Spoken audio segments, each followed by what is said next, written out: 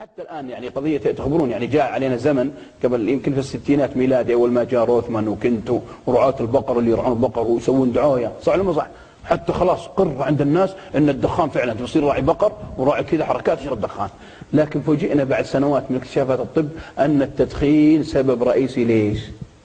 للسرطان، وأن حكومة أمريكا تكرم رئيس محافظ لوس أنجلوس وسان فرانسيسكو، المحافظين دولة كرموهم مجلس الشيوخ في جلد الشرق الأوسط والحياة. ليش؟ قال أنهم الاثنين الوحيدين الذين استطاعوا أن يقضوا على ظاهر التدخين في كل مكان.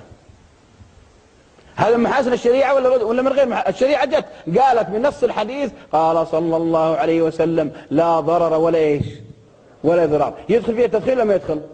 حتى لو جاء بعض الشباب لما بعض الناس صار يعابط على قول الاخوان المصريين كلمة حلوة عندهم يقول انت بتستعبطني صح ولا مو صح يا دكتور؟ فبعض الناس مثل كذا يستعبط يدخن يقول لا يا اخي اصلا انا لما ادخن ابشرك لو عشت طول عمري الحرامي ما يدخل بيتي. ليش؟ قال لاني طول الليل كحكح. اقرأ شيطانك هذه عليك ميلك. وخصوصا شباب الوقت ترى للاسف انا شفت اثنين شباب عند باب الحرم عند باب فندق مرديم في مكة، شاب كويتي وشاب سعودي اعمارهم على 13 سنة 12 سنة قاعدين يتحدون بعض على ايش؟ يعني اليوم انا مثلا قاعد مع الشباب يتحدى بعض بتنس الطاولة في الفرير يسمونها ذي بيبي فول اي نتحدى بعض. هذول يتحدون بعض. الكويتي يقول السعودي يقول الكويتي يقول له تتحداني اشرب السيجارة بمصة واحدة؟ أنا واقف عند باب فندق أسمع من ديش قلت يمكن يمزح قلت خلنا نشوف النتيجة. قال الكويتي السعودي أتحداك يا معود. والله فعلا السعودي حط السيجارة ولعها وصار يمص بقوة بس إنه واقف ويحرك رجلين وكذا أنا عرفت إنه يطلع هوا من تحت. أنا ناظر منبهر مستغرب وش الحركة ذي اللي يسويها الشاب. يوم خلص الشاب وشرب السيجارة انبهرت. ليش؟ لأنه مصها يعني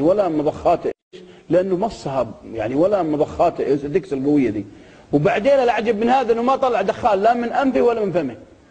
أنا استغربت جيت سلمت عليه قلت يا بني ما طلع دخان لا من فمك ولا من أنفك، عندك مخارج سفلية؟ أقول له الكويتي قال لا يا معود عند باب طوارئ. قلت سبحان الله الشريعة ما أجملها. هذه الأشياء اللي تضر حرمتها الشريعة. فلذلك الابتسامة والضحك على قوله يوم يشتكون على الشيخ عبد العزيز بن باز الابتسامة اسأل علماء الطب كلهم الضحك ينشط القلب يا دكتور ولا ما كل علماء العالم يقول لك الضحك ينشط القلب. المعبس ذا المقفل ذا اللي ما يضحك إلا بواسطة وتجيب له دريل الدغدغة تعرفون الدريل هذا يتعب نفسه يتعب اللي حوله.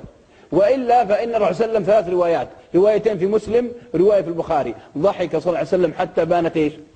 نواجذه. وضحك صلى الله عليه وسلم حتى بانت ايش؟ أنياء أسنانه. وضحك صلى الله عليه وسلم حتى بانت أضراسه. حتى في حديث أبي هريرة يقول فحدثنا صلى الله عليه وسلم فضحكت